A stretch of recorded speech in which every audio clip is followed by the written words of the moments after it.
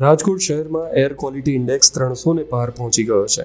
હવા હાનિકારક કેટેગરીમાં પહોંચતા શહેરમાં ચિંતા વ્યાપી છે. પ્રદૂષણનું સ્તર ઝડપથી વધતા તબીબી નિષ્ણાતો અને અધિકારીઓએ જાગૃતિની અપીલ કરી છે.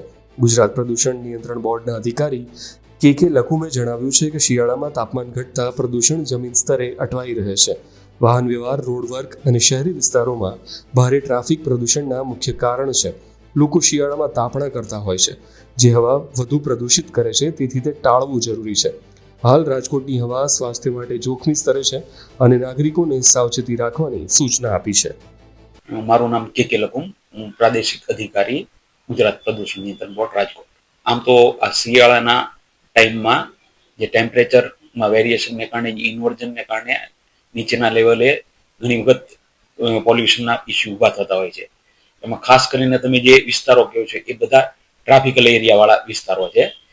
એટલે વ્હીકલ મુવમેન્ટને કારણે ત્યાં પોલ્યુશન વધતું હોય એવું કહી શકાય. તેમ છતાં આપણે એનકેપ પ્રોગ્રામ હેઠળ આરએમસી દ્વારા ઈ બસની સુવિધા પબ્લિક ટ્રાન્સપોર્ટેશન માટે રાખવામાં આવેલી છે. બીઆરટીએસ પણ રાખવામાં આવેલી છે.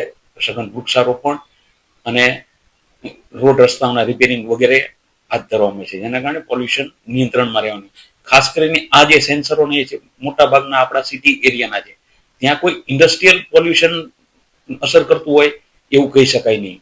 પણ મુખ્યત્વે અહીંયા ટ્રાફિકને કારણે અને જે રોડની જે ડસ્ટ હોય એને કારણે પોલ્યુશન થતું હોય એવું કહી શકાય.